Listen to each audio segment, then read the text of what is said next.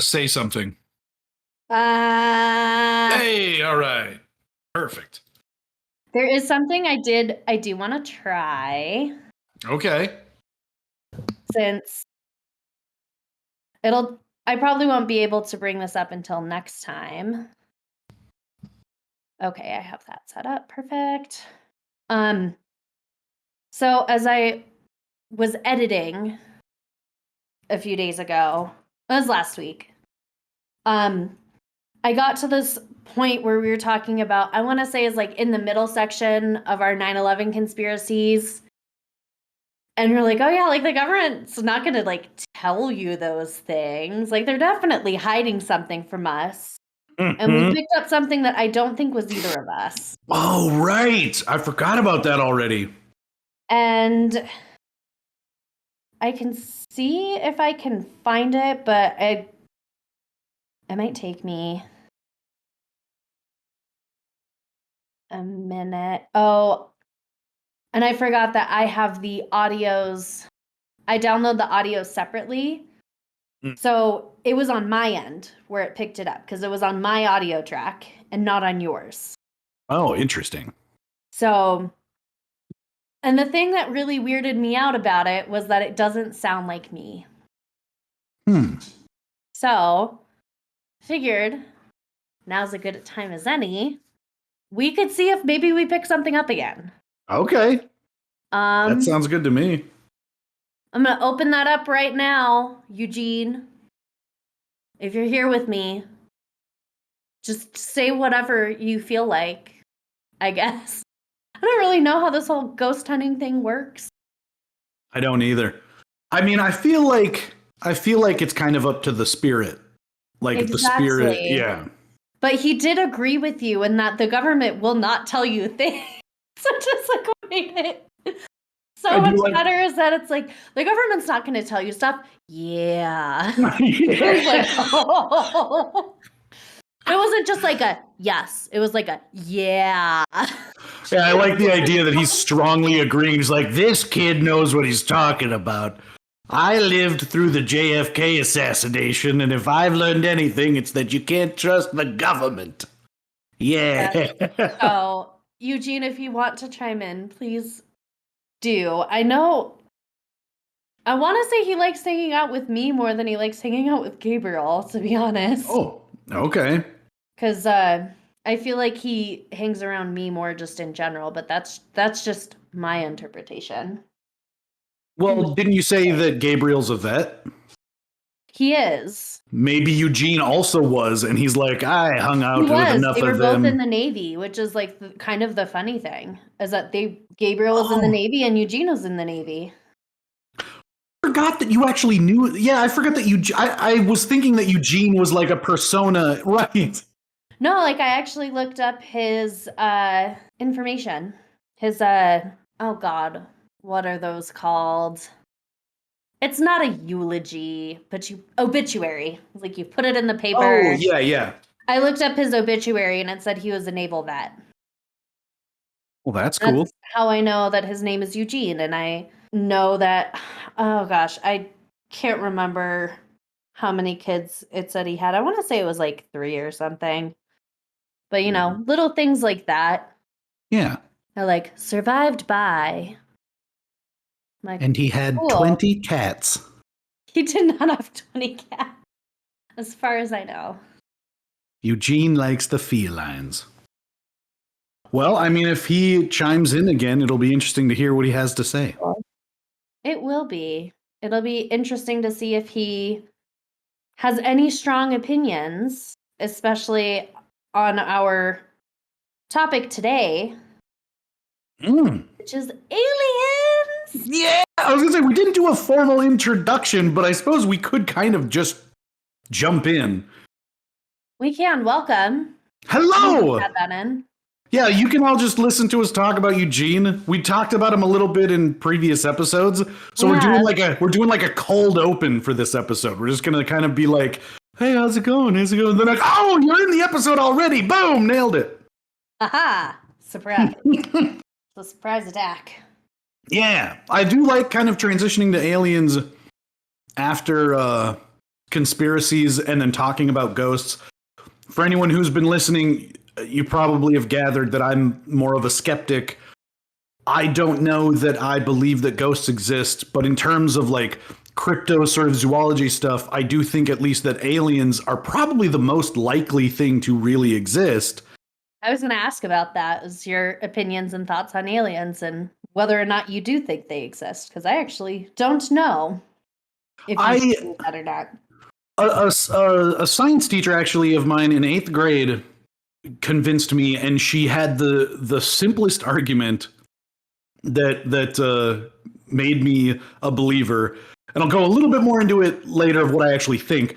But she just said, even if you're religious and, we have telescopes, we can see how big the universe is. We know that there's a lot of stuff out there. And she would always say, like, if we're the only thing that exists on this one little planet in this, just by itself, the vastness of our galaxy, she's like, seems like a lot of wasted space. It's like, what would be the point? And then the more I got into like college and stuff and just thinking about the statistical nature of it, as unlikely as it is that we would exist on like a perfectly, situated planet in a galaxy that is incredibly harsh and trying to kill us like every second, you'd expect mathematically there's at least one more. Yeah. And maybe not like us, but I'll get into that with my own opinions. Yeah. And I will say that, like, do I think they visited us? No. Of the things that people consider to be evidence, I don't find any of it compelling. I think the only thing that we would really consider to be evidence is like other people's firsthand accounts, and we have no way to verify that. I think they're very interesting to listen to, but the bottom line is we just can't prove it. And even considering how vast just the area surrounding our solar system is, it seems very unlikely that any other creatures have come from somewhere else to visit us. But even with all that being said, I find it really interesting to like chat about and think about, and Area 51 and all that stuff. It's really cool. It's fun. It is. And I can say from having taken astrology in college, which was like or not astrology, astronomy. I was gonna ask for you to clarify just to make sure. Astrology. Mm-hmm. That's my bad. I've been watching a lot of videos on astrology lately. Well, and whoever came up with that, I mean, brilliant marketing strategy, because it sounds so similar. It's so easy to mix that up. Yeah, and there are bases and things within astrology that are based in science, like the way your sign is like picked is based off of the constellation's position in the sunrise. Mm-hmm. That's actually how you know like what your zodiac sign is based off of the sun, in which constellation it is on the day you were born.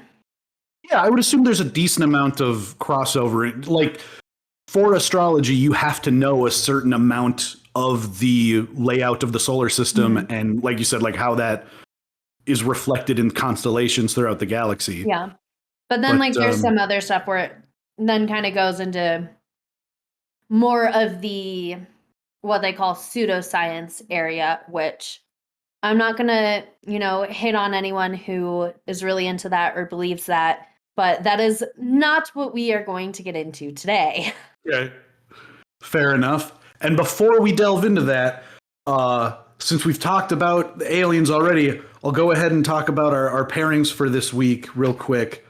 The drink is actually inspired from something that I had when Lily and I visited Seattle. We went to this crab restaurant on the pier, and I ordered a drink called the Kraken, and it's because it contains quite a bit of Kraken rum.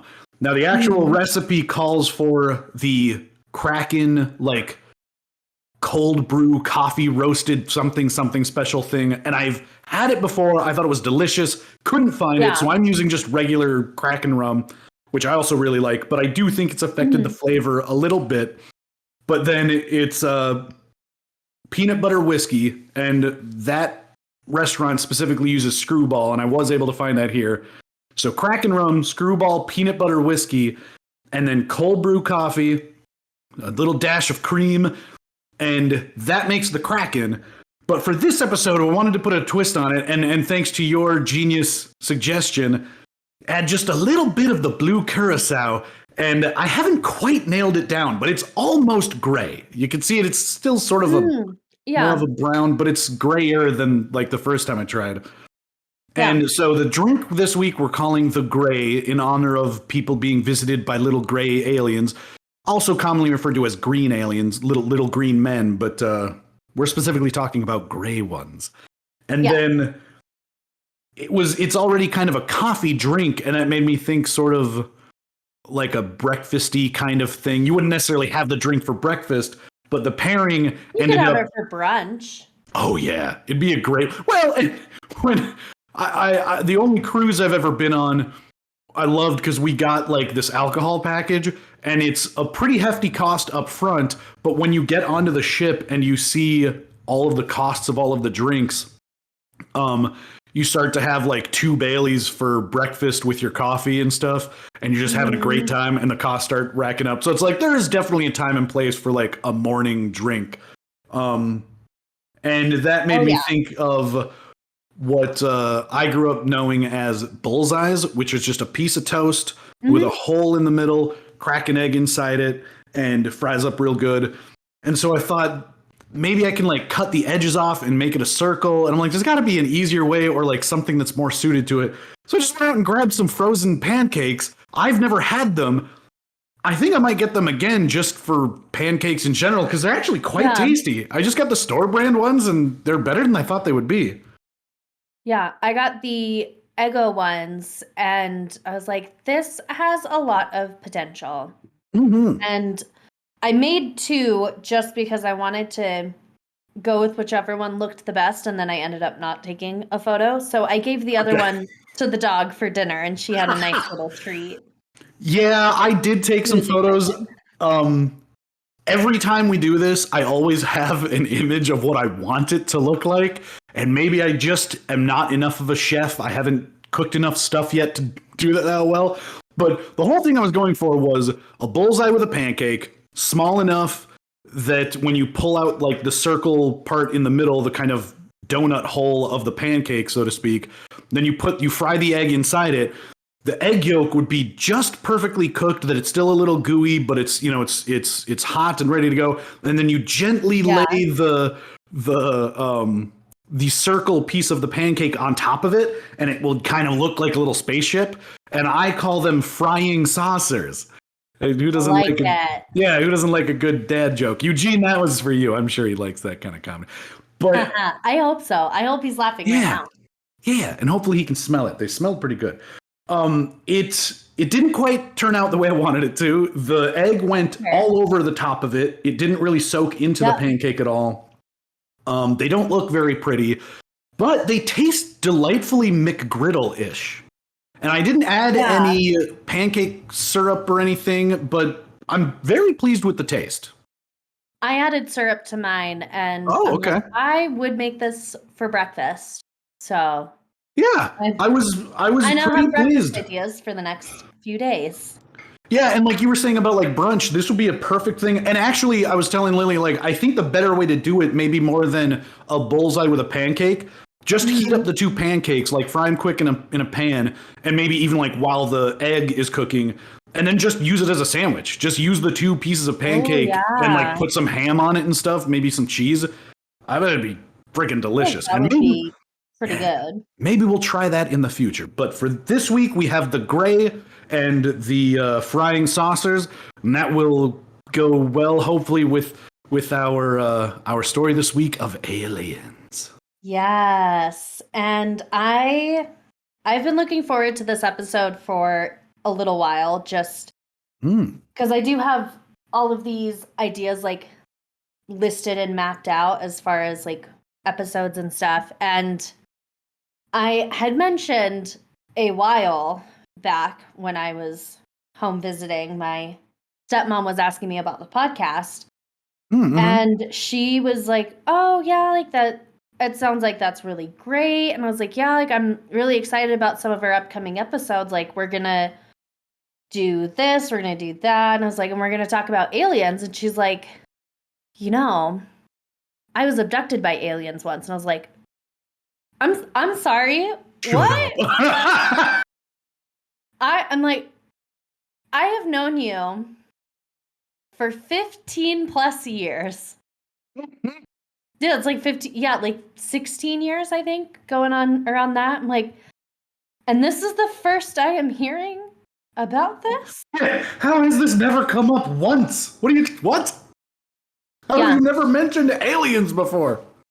And she's like, well, it just like hasn't really come up. I'm like, how many times have we watched shows that are about ghosts and aliens and like cryptids and Bigfoot? Like this is a very common occurrence within the house. So to have not heard this story, I was just completely baffled. So I actually asked her if she would be interested in sitting down and talking about it with me and putting it on the podcast. So I actually sat down and recorded it with her, just the experience. So I'm going to play that for you. Oh my God. And I'll get it all. I cannot stress enough. I had no idea this was happening, and I am so goddamn excited right now. I can't wait. This is the big surprise for you this week. I think I appreciate that. I think you may have mentioned it once a few months ago or something, just like down the line kind of a thing, but I completely forgot. And I definitely didn't know that you were like planning to sit down and chat with her. And oh my God, I'm so excited. I can't wait. Yes. All right. So I'm going to pull that up. So I'm hoping this is loud enough. I recorded it on my phone, so I'm not sure what the quality is exactly. So hopefully it is okay. Let's do it. All right. Hi, listeners. I'm sitting here with my stepmom, Hollis, and she is going to share an experience she has with aliens for us today. Holly? So I grew up in Maine in a very old farmhouse built in 1795. And they added parts on later through the years, but the main structure was from 1795. And my family and I lived in this house from 1973 to 1994. And so later in life, I had this reoccurring dream, and then I soon came to realize it probably wasn't a dream. It was a memory that I had. Just kind of replaying in your dreams more so to like process it. Yep.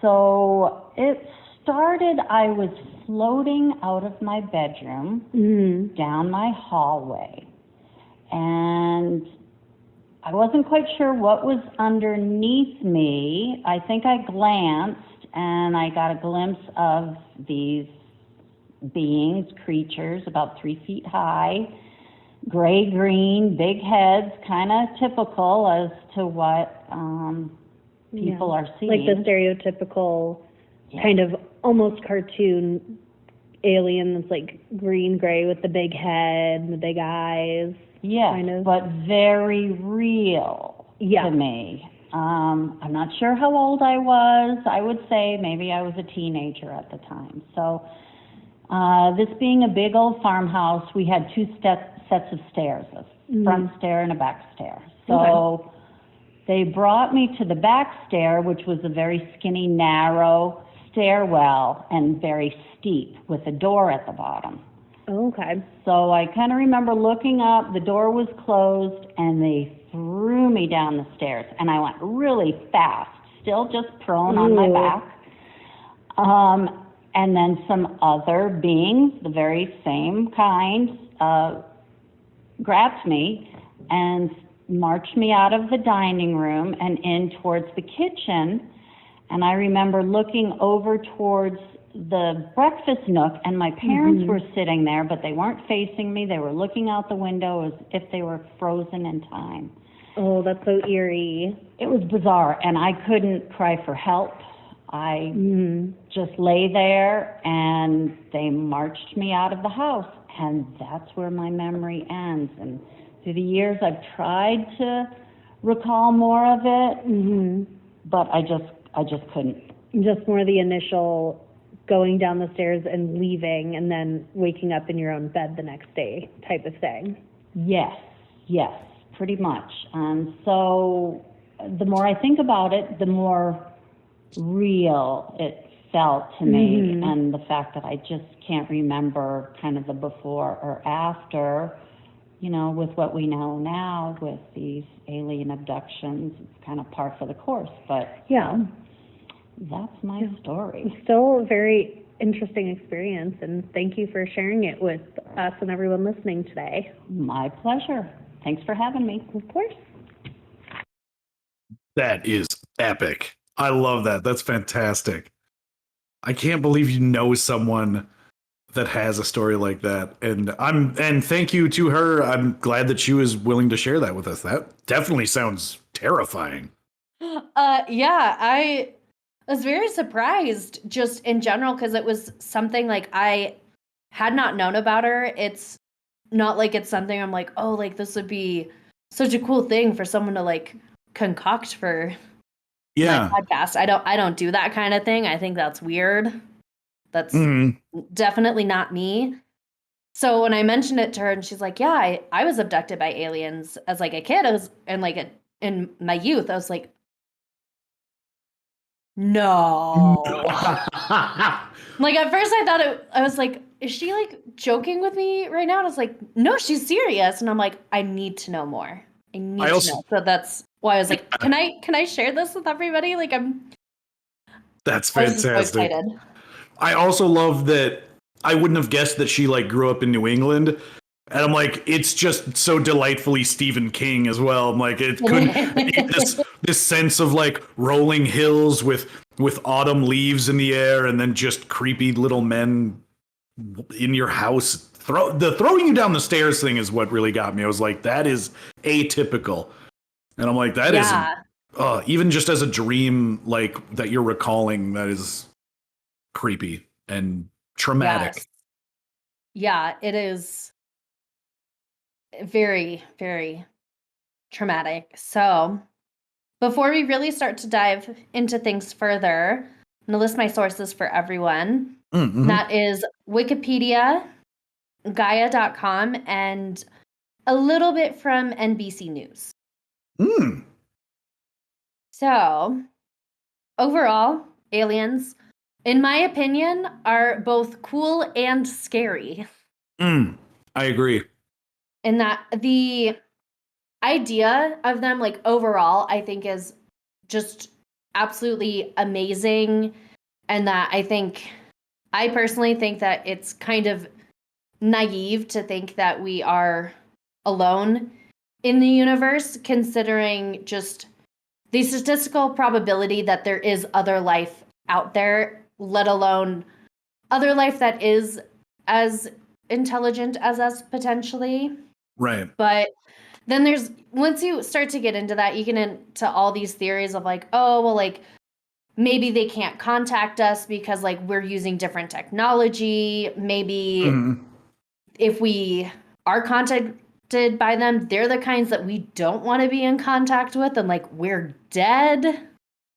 Right. Or just you get a lot of different ideas out there. And I'm like, yeah, I kind of don't want to get wiped out by another form of life because they just decided that that's how it should be. Yeah. My favorite thing is if you listen to certain experts kind of theorizing on what might draw someone to our little planet, is they're like, there are different thoughts, theories, different thoughts on what might motivate them. And they're like, but the bottom line is overwhelmingly most people who are like a race of beings out there that would get to the technological level to come all this way, they're probably not just coming to say hi and to like reach out. Like the likelihood, without really having any information on what would be coming out here, but they're like, considering our own restraints that we're, or like constraints and conflicts we face with like resource management and stuff, they're probably coming all this way because they see a planet that has a bunch of stuff they can take, and they probably don't have any care in the universe about maintaining the population that's already there. Yeah, it's, in other words, it would be like if we were an indigenous population and the Europeans came and attacked us. Yeah, it's but in modern times with worse technology. Yeah, it's kind of creepy to think about because the motivation, because like if you're just trying to say hi, you probably wouldn't send a ship necessarily. You would send at most a tiny little probe that is like communicating across vast distances. So it's like if we meet, like if our first contact is like face to face or like ship to ship, we're probably about to be annihilated. Yes. And I will say I can see it where when you have seen stuff like being released where it's like there's this like UFO spaceship over here and it's like the size of like a small plane type of size, maybe a little bigger. That I understand a lot more in the sense of like coming down and like just checking things out to be like, I just want to get like a lay of the land. For sure. Instead of like a larger, more menacing entity. Yeah. Something that's more like the size of like a fighter jet. It's like, it's like checking this out, like doing their own little like missions the way we do with like the military and stuff, like doing their own little like space mission to check it out. Yeah, they're just coming by, doing a little recon, seeing what's going on. I do think that the best we could probably hope for, like best case scenario, is if you're familiar with the Predator movie franchise, they usually just send one little ship, probably about the size of like 2 or 3 city buses in total, carrying 1 to like 5 aliens on it, and then they show up, they come down to like our forests, and then they just hunt us for a little bit, just to kind of prove their own mettle and check out the planet. I'm like, that's still them coming to try to kill us. And as far as I can tell, that's probably the best case scenario. Yeah. Like it's not planet-wide destruction. They're just coming by to just check it out and test us a little bit in like some kind of combat and then leaving the rest of the planet. But anything more than that is not a good time. Yeah. And there is also the idea that other intelligent life out there is so beyond our technology that coming over here, it's like, why bother? Right. Yeah. And for some of them, there's the idea that like they've reached this more enlightened intelligence that we as humans have not reached yet because we still have so much conflict just in our general sphere that them coming over here and being like, hey, like we're other intelligent life too, let's be friends, or like they got enough going on, like no, we're gonna break their brains if we like pop out of the sky and be like, hey, here's some new technology because you're really behind. Yeah, that's why I think that like Gene Roddenberry, when he created Star Trek, had an interesting take on the idea that any enlightened and like highly advanced, technologically superior race of beings would have a directive to just ignore anyone that's like essentially caveman level technology. And like they would just pass us by. Like we would be so insignificant, we would essentially be like ants to them. And they would be like, that's the analogy that I've heard from certain scientists and theorists, is just like, when you pass a group of ants on the street or like in your yard or whatever, you don't really think about them. You don't want to try and talk to them. You just walk past because they are so, relatively speaking, insignificant to your day. Yeah, you're just not even you're not gonna give them a second thought. You're just gonna move by. Yeah. And so there's a lot of theories with that behind it. And then going back to what we were saying earlier with just kind of how big the universe is and the overall probability that there is something out there is that when you think about how many stars there are in the galaxy, just our galaxy, not the universe, it's billions upon billions, if not within the trillions and beyond that. It's a ton. But then every single star has the potential to have around, I want to say it's either 8 to 11 or 7 to 11 planets in total. It might be a little more, it might be a little less. And within those groupings, you have what they call the Goldilocks zone? It's not the Goldilocks zone. It's like you have the different planet groupings. So you have like the gas giants and then more of the terrain. There's a specific name for it that is escaping me right now. Planets that are more Earth-like in that there is a surface. And then within that, you do have the Goldilocks zone or the habitable life zone, which is usually a range of 2 to 3 planets, which is being close enough to the sun that you are not burning up and also not too far away that you are freezing to death.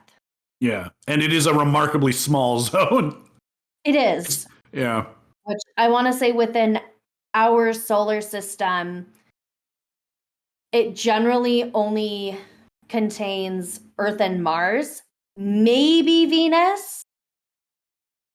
But that is also because there's been new discoveries within the planet of Venus itself that once you get past the clouds that are just really difficult, there actually is a very calm surface underneath, which is very interesting. But then, of course, anything we send up there gets destroyed within minutes. So yeah, there's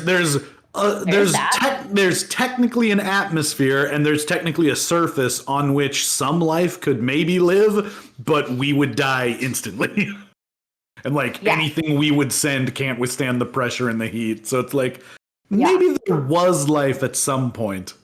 Probably not now. There is also the idea that there are certain building blocks for life in order for life to live within each planet. One being that it has to be in a habitable zone. The second being that it has to have an atmosphere of some kind. And then the third being that there is a liquid on the planet. It does not have to be water, which is a very common misconception that people have, is that they're like, you have to have water on planets for life. You do not. Right. It has to be a liquid, which means that we can have planets with intelligent life where they're drinking like methane gas, or they're liquid like methane, liquid not version. gas. Yeah. They're drinking liquid methane, and like that's their version of water. Right. Doesn't mean they can live here. Just means that the planet has life that runs off of that and has different building blocks for its life. Yeah, that's the one thing that I always take issue with some scientists that you see on the internet and in various interviews. They will sometimes sound so certain that like life cannot exist in this place, on this planet, whatever. And I like that someone like Neil deGrasse Tyson is always careful to say, as we know it. Like the only experience that we have of actual life forms is on our planet. We're carbon based. We require oxygen and water. And it's like, so we have a very particular type of living that we have to have, like a very particular kind of environment and things that we need. And he's like, so it's possible there are other forms of life based on nitrogen or something, you know, that are off in different areas. So it's like, we might not be able to detect them yet. Maybe they're microscopic. It's like, it's possible they live in these places. They would just probably also be so bizarre to us that we might not even be able to communicate with them. Yeah, it's like, so far as we know it, we haven't found anything else yet. Yes. And it does seem like a lot of our search for extraterrestrial life and other planets is more based in finding planets closest to our own. Versus just generally looking for planets that contain those three things. Right. which, to be fair, it is easiest to start with ones that are closest to our own than it is to go with ones that are very vastly different. Yeah, it's also easy to understand that like they might tend to look for things that are similar to Earth just because that's what we're familiar with. But it's what we know. Right, yeah. Start with what you know. Yeah, start with what you know and expand from there. Yes. So, and I can say from what I have heard and researched, we currently have 2 planets we found that are very Earth-like. One of them is really far away, which I want to say I think they call it Planet X, which is like the first one we discovered that looks very Earth-like. And then they found one more recently within the last few months that is another Earth-like planet. Wow. Yeah. Just pop up like daisies all of a sudden. Yeah. As my astronomy teacher used to say, planets are the cockroaches of the universe. They are everywhere. They are literally everywhere. Like, yeah. They're everywhere. Yes, they are. So, the aliens in particular that we are talking about today, as far as extraterrestrial life, are the Greys. Yes. That is the stereotypical aliens that we think of with the very large head, the smaller bodies, the big eyes. Yeah. They're usually like a gray or a greenish hue in their skin. The small little beady mouths, dark black eyes. Like little spots for noses, or just if they have slits. a nose or no nose. Really? The Voldemort nose. Damn it, you beat me. I was going to say, I'm like, yeah, it's a real Voldemort kind of vibe. It is the Voldemort nose. Yeah. I will get you. And I mean, typically Greys aren't known to live on the backs of other life forms' heads, as far as I know. Which is a good thing. Yeah, I mean, maybe that is a species out there. Yeah, I don't know, but they're not typically known to live on the backs of teachers' heads. So that's good. Thank God for that. Thank God for that. Yeah. They are often described as not wearing clothing, but then they also have more of that like Ken and Barbie doll look of not having any genitalia as far as we can see, which some people believe that because of that, they can only reproduce from cloning technology. I like to think that it's something like the alien that is in Scary Movie. I think it's either Scary Movie or like Scary Movie 3. Yeah. The one with it's Jason the one with Anderson, Sheen. I think. Yes, yeah. There's an alien in it. Yeah, a lot of those movies are so dumb, but it has one of my favorite moments of any like really campy, shticky comedy movie of all time. And it's where I think it's Charlie Sheen, Jason Anderson, and I think a very early career oh my God, I can't remember his name now. Black comedian, often in movies with Dwayne "The Rock" Johnson now. Kevin Hart? Thank you. Yeah, I think it's Jason Anderson and Kevin Hart are playing kind of a comedy duo, and they end up following Charlie Sheen around. But there's a moment where they're all getting ready to like go and confront the aliens that have just shown up, and they're carrying shovels, and Jason Anderson says something like, "Let's go fuck them up," and then he kind of moves his hand up holding the shovel and then slams it down as if he's cocking a shotgun, and it makes the noise, and then a shell pops out of it and they run out, and I'm like, that doesn't make any sense, but it's the funniest thing I've ever seen. Yeah, and I'm like, but that's just what an action movie is. Like, they have entered the action part of the film. So he cocks his shotgun, ejects the shell, and then they run off to join the fight. I'm like, there's a lot of stupid stuff in those movies. I absolutely love that moment. There is. Oh, I love it. But I was thinking about it. I'm like, like we don't necessarily know what like their internal body composition is. So it could be something like that, because when they do actually, spoilers for anyone who has not seen it, which I'd be surprised. If you haven't, go watch it. So they like do confront the aliens and they're like, oh, you're actually like the good guys. And they're like disgusted that they shake hands. They're like, why would you do that? No. Because they like pee out of their finger. Yeah. Which also feels strangely relevant to like the last few years with COVID and how we've had to get away from that. Yeah. And it really does feel, you get used to not doing it. And so anyone extending their hand to you is like, oh no, we're not supposed to. Like, that's gross. I don't want to shake hands. Yeah, in a weird way, they were telling the future of what was going to happen during a pandemic. Yeah, they're kicking each other in the crotch to like say hello and goodbye. Well, and I also think I've heard that like another theory is sort of lack of obvious genitalia and not wearing at least what we would perceive as clothing. Yeah, is this idea that they are so far advanced, they're so much farther down like their evolutionary trail, because it's possible they've been around, for many more millennia. And so it's like they're just so far beyond what we would even comprehend as like beings would be. And it's like they don't even have a concept of clothing anymore because it doesn't factor into their lives. Yeah, it's one of those things that it's like either they have clothes, or if they do, it's like the same color as their skin, so it blends in. Mm-hmm. And it's just kind of one of those things. I'm like, okay, just because you can't necessarily see it at first glance does not mean that that's not there.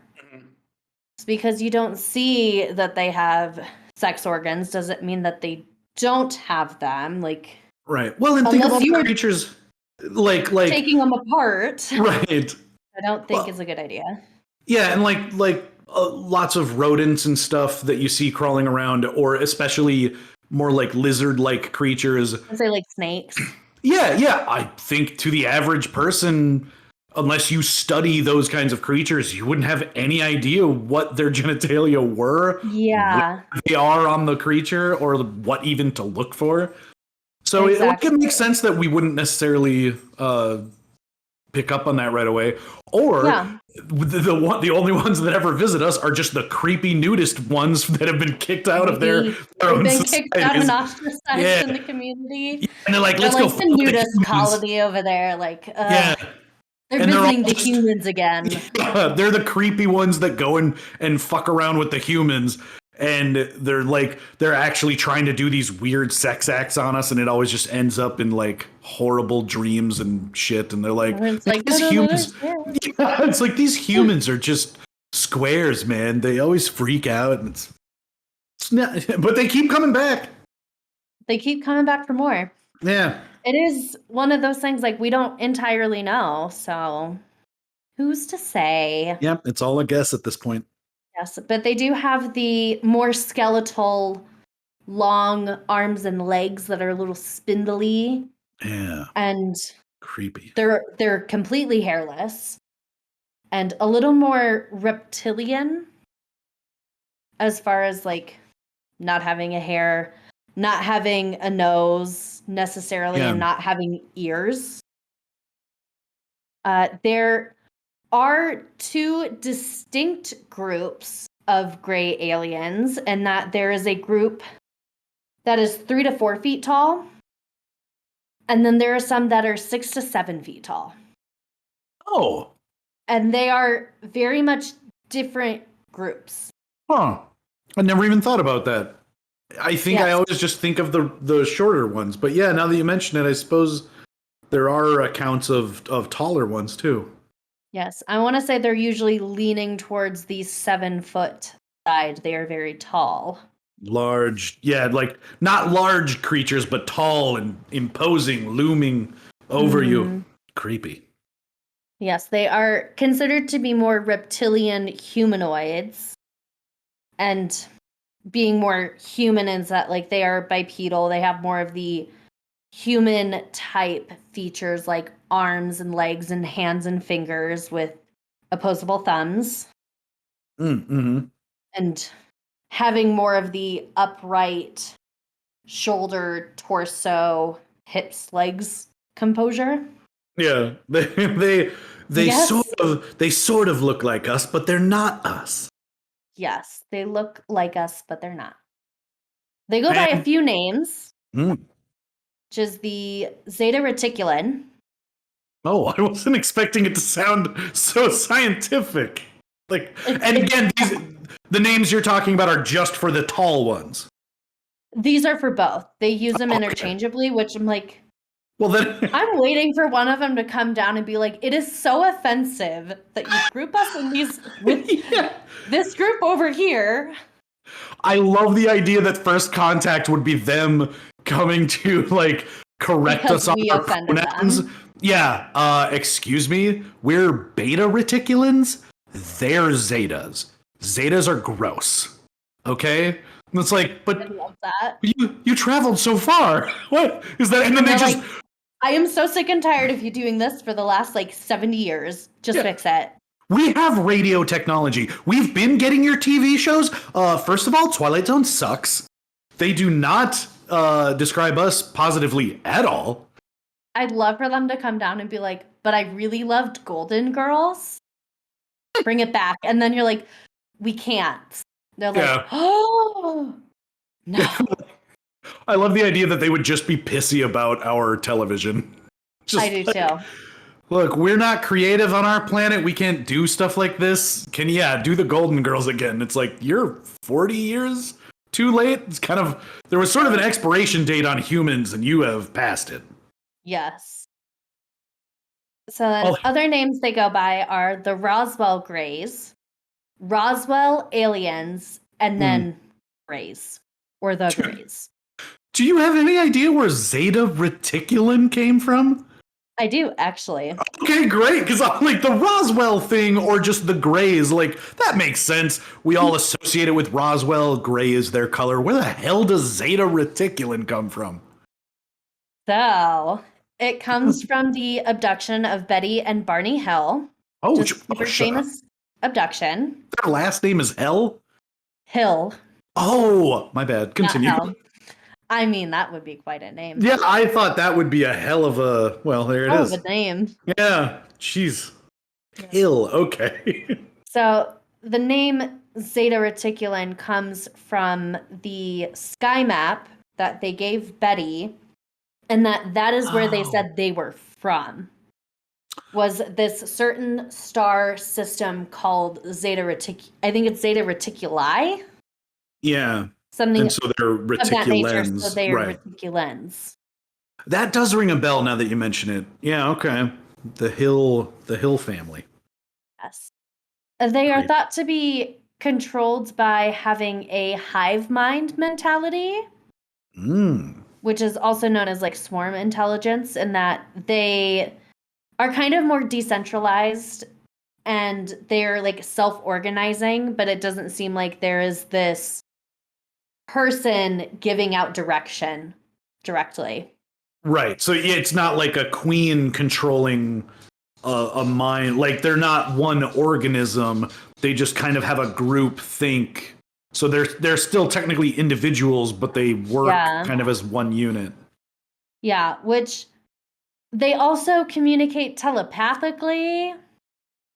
So just because we don't see it doesn't mean it isn't potentially happening. Right. They could see. I don't know how telepathy works. They could be talking smack about us the whole time and we just can't even tell. And they're like, these fucking humans are so stupid. They still talk. Do you get... God, we haven't talked for billions of years.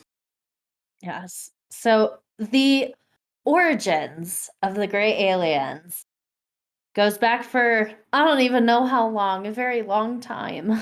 It is suspected that they have been visiting... What?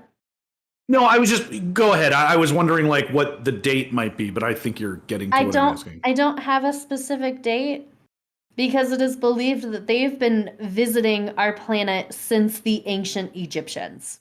That's what I was... Yeah. I was thinking like, well, the Roswell aliens sometime in the 50s. But yeah, you mean like we have hieroglyphic There we go. carvings that yeah.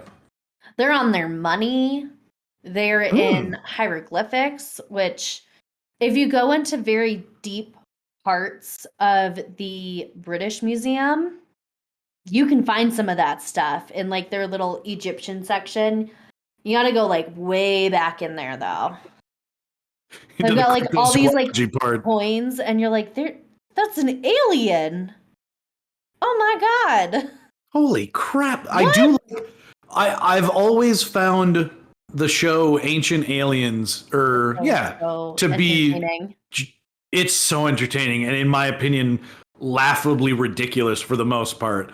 But when they get into the idea of like certain like hieroglyphs that sort of appear to be depicting a man from space, it does get a little compelling because you're like, we don't necessarily know what this image is supposed to mean.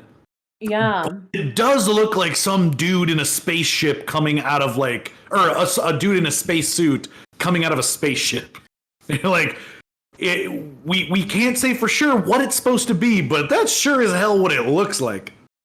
And that's also why they thought that they started doing like the head bindings to give them that specific head shape, was that they got visited by these aliens and they're like, well, I want my head to look like that. Like, they're intelligent, so. Right, yeah. They want to be almost like forcing their own evolution. Yeah, like if their head looks like that and we might make our heads look like that, then we'll be as smart as them. We'll be able to travel the skies. It's possible. We don't really know. Yeah, seems like that didn't work out, but maybe ancient humans did do that and they left Earth. Could have been. It's possible. They also have depictions of aliens in other like cave paintings and drawings. You can find them in there as well. And we don't know how far back those go. But the earliest written record that we have is from the 1891 novel Meta, A Tale of the Future. Wow. Which is the narrator of the story encounters small gray aliens with balloon-like heads. A bit of a wordy title, but I mean, at least you understand what it's trying to say. Yes, it feels is. like the whole story is in the title. I don't need to critique this person's writing. I'm just saying it's a little. The title is Meta, A Tale of the Future. Still a little bland. It's boring. It's. I mean, yeah, leave a little bit for the story is all I'm saying. We get it. Just leave it at meta. And we don't have to have a subtitle for everything. We don't. It was written in 1891. I guess I can't hold it against them. They also showed up in H.G. Wells's book, The Man of the Year Million, which is written in 1893. Wow.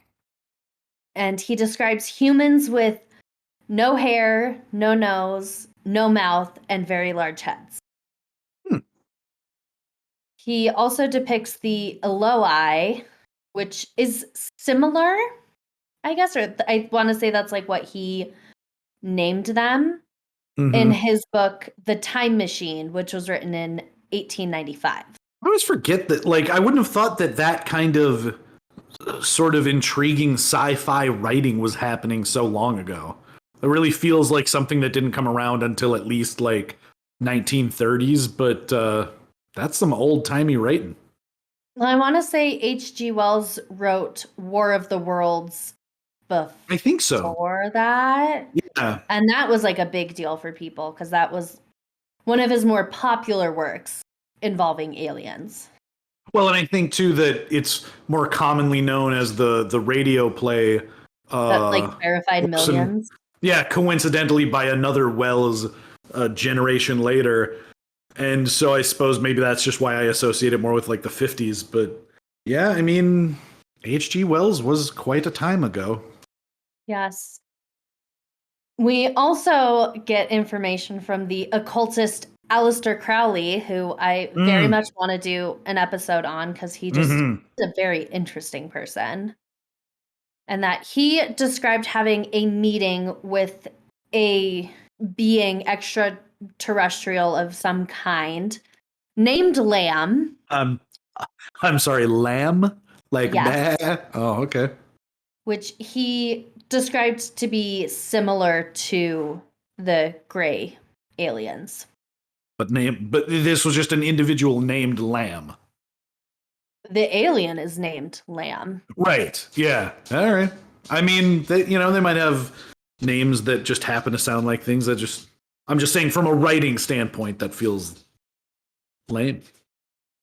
Yes. So he believed he contacted these beings through a process he calls the Amalantra workings, which he thinks is what allows humans to contact and connect with beings in outer space and across dimensions.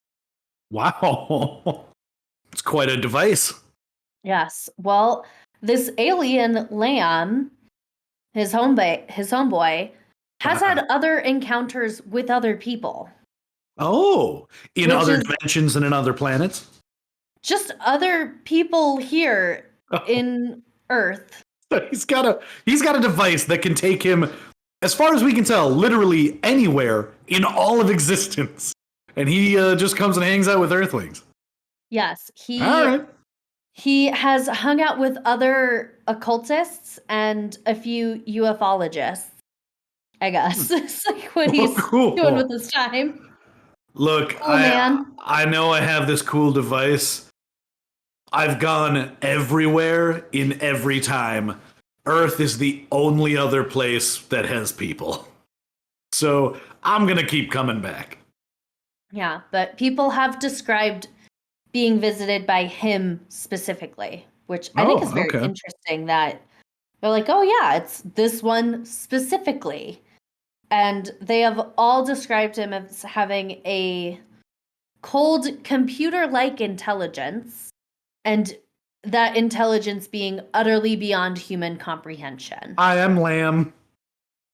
I'm not great in social situations. He might not be. Might not be. He's probably just doing his best. Yeah, exactly. He's just like, I have existed for so long. I don't know how to interact. Yeah. And that's why he keeps visiting Earth, because he's just like, you guys seem cool. I need friends. Yes. So they have also made an appearance in the Swedish novelist Gustav Sandgren's book, The Unknown Danger. Ooh. And this is where they have been described with having clothing, is that he described them as having soft gray fabric on. Okay. Which is an account that seems not to have gained prominence, as we all, like, just about every other story seems to be like, they're naked. Gray skin. He's like, they're naked, it's fine. Yeah, but maybe they're just wearing suits. Nah, they're naked. That's what we all like to think. Naked. And next, we have a brief overview of abductions. Yes. This is the meat of the subject. Yes. The most important being Betty and Barney Hill, and their story kind of became the famous archetype for alien abductions. They were abducted in 1961 as they were out driving in their vehicle. Which this is a whole story in itself and could be its own episode, so I'm going to just do a quick little skim across the surface. So they were driving, they saw this bright light off in the distance and this like big saucer type thing. They saw like a very bright light in the center part of it, and saw like shadows of human like figures in the window. And within that time, had some sort of time lapse, were abducted, and then like they were back in their car and they're like, it's been 3 hours. What happened? And through kind of processing it, doing a lot of therapy, they started having these memories of being abducted. So they had a huge time loss from it. And they both suffered some pretty severe PTSD afterwards as well. Yeah, that does not sound fun. No. There was some suspicion with their abduction, and that people are like, oh, they got it from this TV show that aired like 12 days before and this and that. And there's always going to be skeptics out there. But I'd say it's pretty hard to fake having PTSD. I personally think that's a very hard thing to fake. Well, and I think there's a theory too, just like in psychology, that it's one of the origins of the idea of like a shared psychosis, which I don't know if they can even necessarily prove, but they're like, well, they both saw the same thing. They went through this trauma. It's probably some psychological thing. That's possible. There, we solved it. It's not aliens, it's their crazy minds. So it has been reported that 73% of alien abductions and encounters in the US are from the Greys. 50% in Australia are the Greys. In the continental Europe, it is 48%.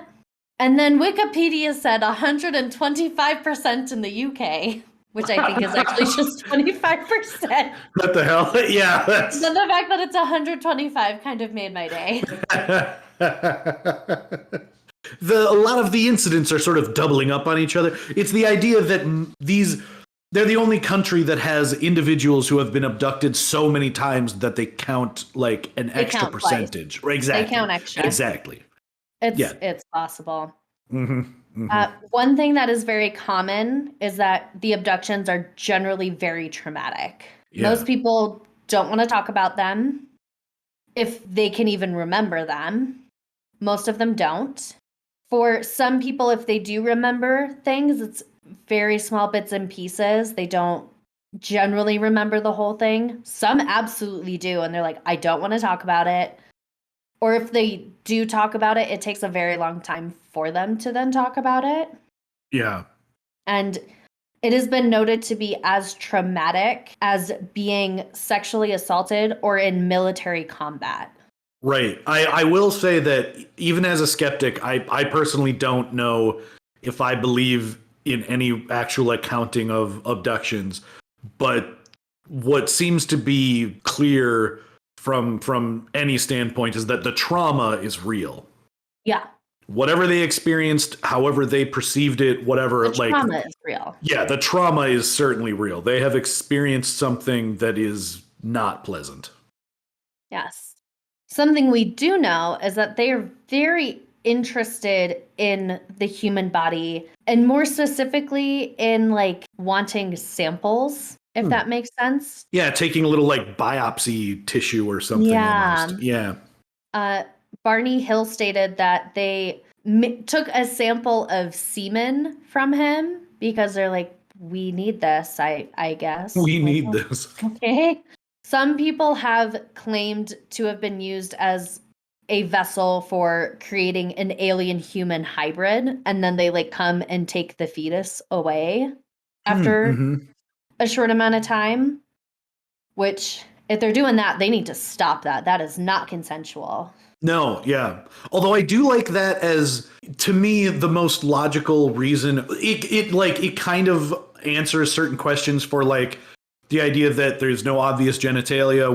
We like the idea that they might use cloning technology to reproduce. Yeah. It's like, well, if they don't have organs, like they've evolved beyond the point of having reproductive organs or something, it kind of makes sense that they might come and seek out creatures that do have those things, and then they might use them, maybe not as literal vessels, but at least as like a template for creating something that they could use as a reproductive chamber, for lack of a better phrase.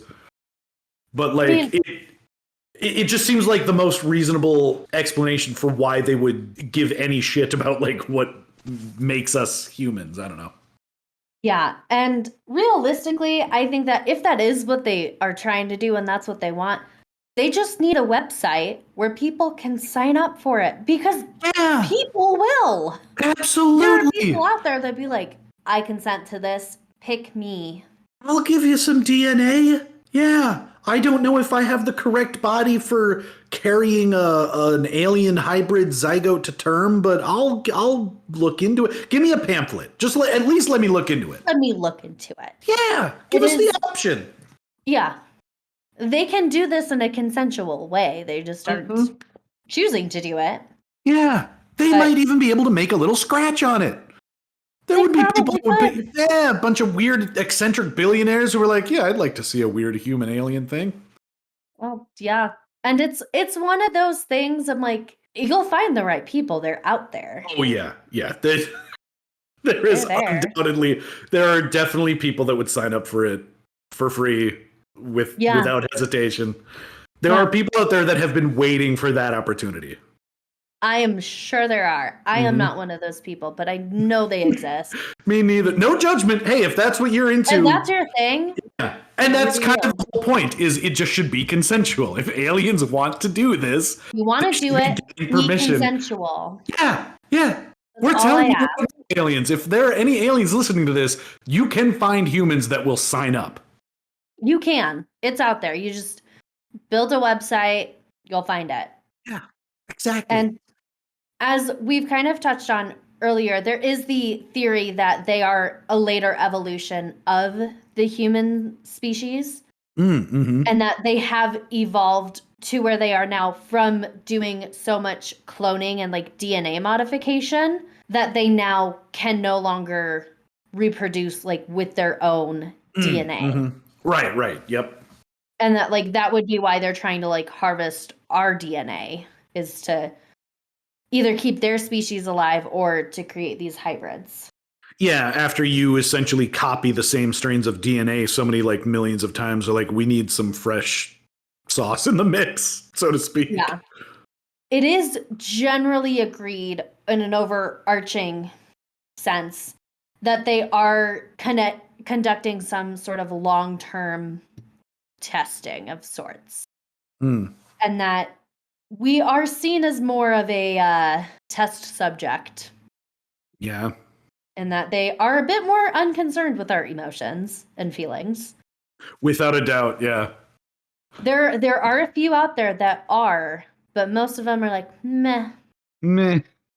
I do like the idea that, like, at some point in the past, they like seeded our planet with life and then came back later and were like, holy shit, they're all over the place now. We just put them on this one continent, you know, like 1,000 years there they ago. go. Yeah, like, oh my God, they're having wars and stuff. Jesus Christ.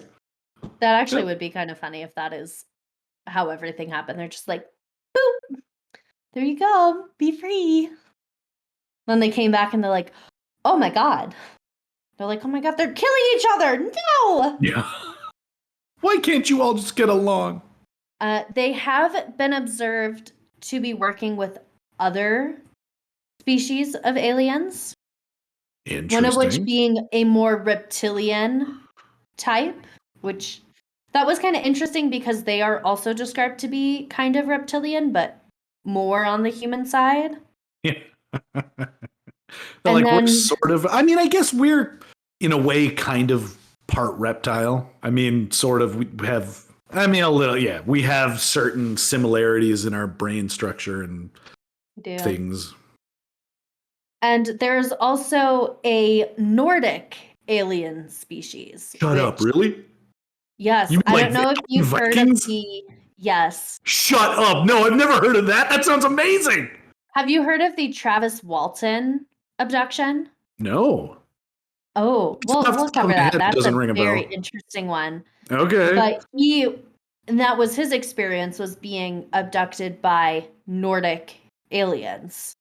Sounds fucking fantastic. And he's like just meeting you wake up and you're drinking like, a bunch of beer. Am I with just like a bunch of like Swedish supermodels? Yeah. Hello. You kind of passed out. We are having a big party just for you. No, that's more German, I think, but yeah, very. It's fine. It's similar, yeah. With aliens being aliens, there are a lot of conspiracy theories that pop up. And I just completely skipped over Roswell. Let's talk about that real quick. Big one that everyone's waiting to come around. Like, are they really the big one? Yeah, you know. Are they not talk about this?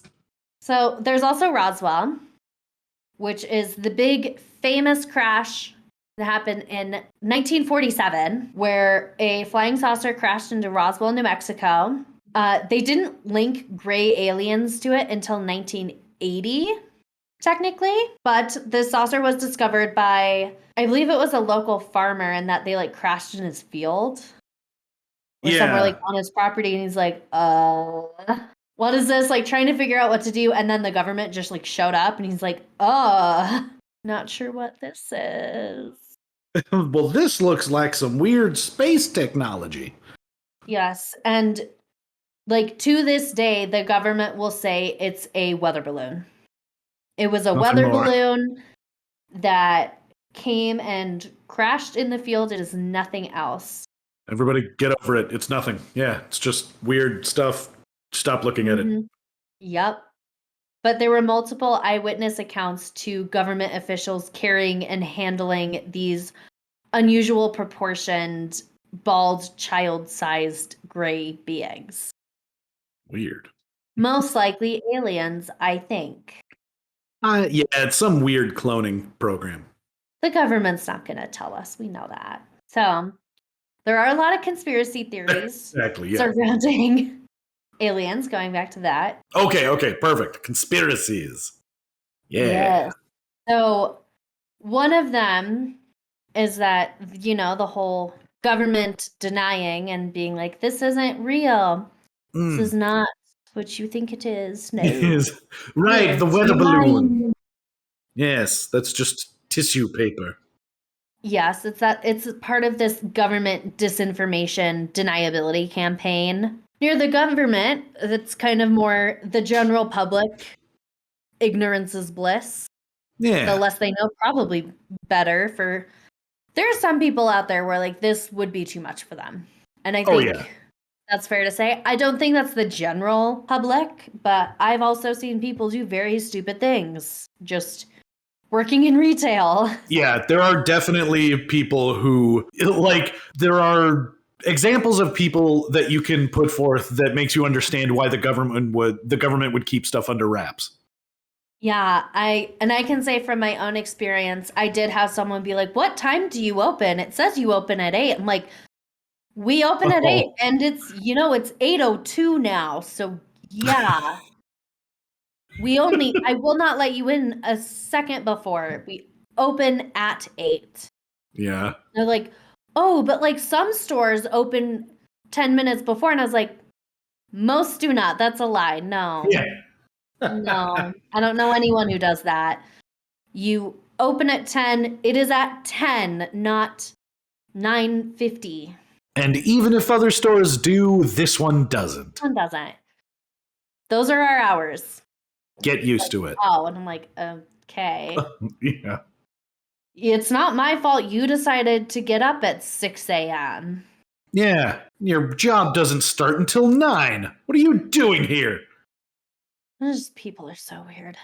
So yeah, they really are. I understand that and keeping people in the dark and, just deny. Yeah, exactly. Sometimes it's just the easiest strategy and the most effective occasionally. Yeah. Some people believe that they are the product of a mind control experiment through the government. And I mean, we found out MK Ultra was real, so yeah, that does kind of make anything possible. It honestly does. I think that's the thing is we find these things that the government has been doing. We're like, you thought this was a good idea. Right. All right. So we gave a bunch of people LSD. And didn't tell them. Like, come on. We needed to know what it could do. It's called having scientific experiments that are ethical. You people didn't need to know. Yeah, part of the experiment was making sure that no one knew. And now we know that it's also not a good idea to do that when no one knows. Yeah. But we wouldn't have known if we hadn't not let them know. Checkmate. Oh. They have also become linked to the New World Order. Oh, yeah, that makes sense. And they also could potentially be part of the military-industrial complex in that they are a very secretive branch of the military. Wait, aliens themselves are a branch of the military? Okay. Yeah, that one got me a little bit. I'm like, but which military? Well, we're not a united military. That's true. And also, I feel like it would be hard to have enough aliens on the planet without the general populace finding out that it makes an entire meal. I suppose if they have advanced enough technology, they wouldn't need to have that many actual aliens. They would only need a handful, probably. Yeah. Keep them in a very specific branch that's a very need to know. That's what Men in Black was all about. Yeah. Well, except that was also about aliens living in plain sight among us, so maybe not the best example. Anyways, there's reason to think there's reason to think that they could be among us. And they are apparently enlisting. They are enlisted. Yeah. Look out. So that is our overview of gray aliens. Nice. Yeah. I liked how many different places that touches. I was not expecting it to go. I think the last one is the one that I am most curious about now. I really want to know who thinks that they're service members and in what branch, and maybe not even necessarily the US. I mean, I suppose they could be elsewhere, but I definitely am most curious about that now. Yes. I got so many things I'm so intrigued by now. Just watching this. Well, thank you for telling us about gray aliens. I had fun. Of course. Good. Excellent. Do you have a rating for the food and the drinks this week?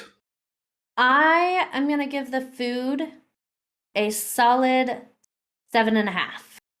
Nice. I enjoyed it, but I'm a little particular about breakfast food sometimes, and that I want things to either be super savory or like I'm sweet on like occasion. Right. But I do think this does touch more of that like sweet savory combo, and I do like that. And then the drink, I'm gonna give a 9 because I'm a very big fan of like White Russians, and that is like what this was to me. I am gonna go 9 for both. They're very close. I also like White Russians. It's the one that I had in Seattle was a pretty solid 10. Everyone at the table took a sip. It was universally beloved. Yeah, I think I just need to work on the ratio a bit more. I think I actually need to reduce the amount of alcohol and the amount of coffee, because I put in like 5 shots of coffee for 2, or like, no, I think I put in, I think the ratio is technically like 3 parts coffee to 2 parts alcohol. But I think I needed more cream overall to kind of balance out the heaviness of, or not heaviness, but like the bite of the bitterness of the coffee and the alcohol.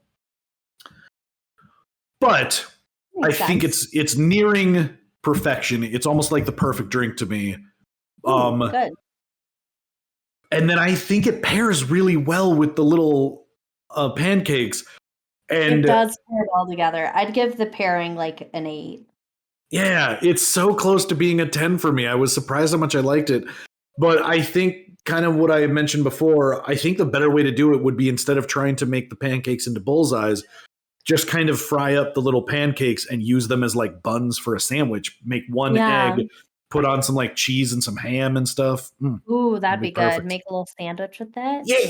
Yeah, with a little breakfast sandwich. Probably cook it up pretty quick and be nice and easy to go. Yeah. No crusts. So for those pickier eaters, there's nothing to remove. It's almost an uncrustable like breakfast sandwich. Also, why don't Uncrustables make like egg sandwiches? I don't know. That is a great question. Yeah, just pre-cook some of the eggs, put in some like bacon and stuff, then just do whatever they do to make it an Uncrustable. I gotta contact some people. We gotta patent this. We do. Copyright today. There. Yeah, we said it. Not the Uncrustables brand. We don't own that, but we'll put it under something else. Try to sell it to them. Yeah. Something like that. And speaking of good stories, do we have something coming up for next week? Yes. So originally we were going to talk about Elmer Wayne Henley from our Dean Coral episode. Oh, right. But I think I'm going to switch it around. Okie dokie. And that I would love to talk about Gabby Petito, which was a huge case a year ago when she went missing.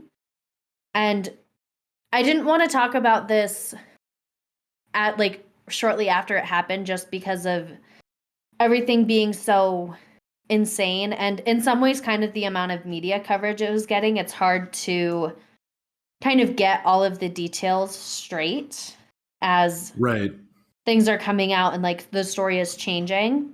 Mm-hmm. And it's been about a year since I think she first went missing, which is kind of why I want to touch on it now.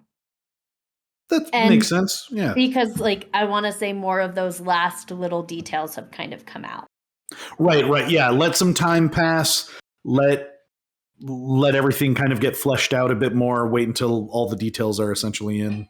Yes. Which, not to say that I don't think it is important to bring awareness to missing persons cases. I think that is extremely important, and especially when someone does first go missing. But given the situation and kind of all of the things that were happening and the fact that it was such a big case, it is also not necessarily a case that I felt we needed to touch on immediately. Yeah. And then, of course, given everything that's happened, that as well. But then, we will also, in the next few weeks, talk about the Forbidden City in China. Because apparently it is a very haunted. That sounds awesome. And the Holocaust Avengers. Shut up. What? That sounds amazing. Yes. That one I found just trying to find like cool things in history and was like, I'm sorry, what? I mean, okay, obviously I know that it's not going to be like Marvel Comics style, but that is where my mind goes, and that makes me so excited. I just want there to be some, well, especially since Captain America has his origins in fighting Nazis and stuff, so that sounds badass. And hopefully, I guess depending on what things look like scheduling wise, we can do an episode about Elvis soon, hopefully. Yes, and we're going to be working on that, and hopefully that one. Yeah. Hopefully within the next month, pretty much. Got to work on some food details and stuff. Yes, got to work on some timing and stuff. We'll get it figured out. Yeah, we'll get there. In the meantime, if you have any suggestions for us, you can email them to us at peculiarpairingspod@gmail.com. And you can visit us on Twitter at peculiarpairpod, or check out our Instagram at peculiarpairingspod, and check us out on Patreon. Yes. And I will say we hit our Instagram goal of 100 followers. Right. We are currently at 119. I would love to see if we could get that up to 250. I'm putting that as our next goal, is 250. I agree. And we had talked about doing like a goal for like some kind of just celebratory thing for hitting 100. And then I didn't even realize that we already had, basically. And now we've surpassed that. And I'm like, it actually feels like we're growing faster than I was expecting. And so I feel like maybe we'll wait for some kind of like special celebration thing when we do hit 200 or 250, but we'll figure it out. It just feels like the 100 went and passed, like it passed very unexpectedly. Quickly. Yeah, it did happen very fast, which I am okay with. But if anyone would like to send any screenshots of things you find funny that you'd like us to comment on or read on, because that is something we've talked about doing for our celebratory thing. I myself am like a big fan of the Wendy's sassy tweets. Yes. And it's just some of them, I got into a deep dive on it and it made my day. So anything like that you'd like us to comment on and read on, I think would be a lot of fun. We can go in whatever direction works for anyone who does give us feedback. Whatever no idea is off the table. We won't necessarily do anything that is suggested, but feel free to suggest anything and we'll take it under consideration. Yes. We will consider it at least. Right. We'll check it out. I think that's it for us this week. Yeah, that sounds good to me. Thanks for listening, everybody. We'll see you next time. Bye. Bye-bye.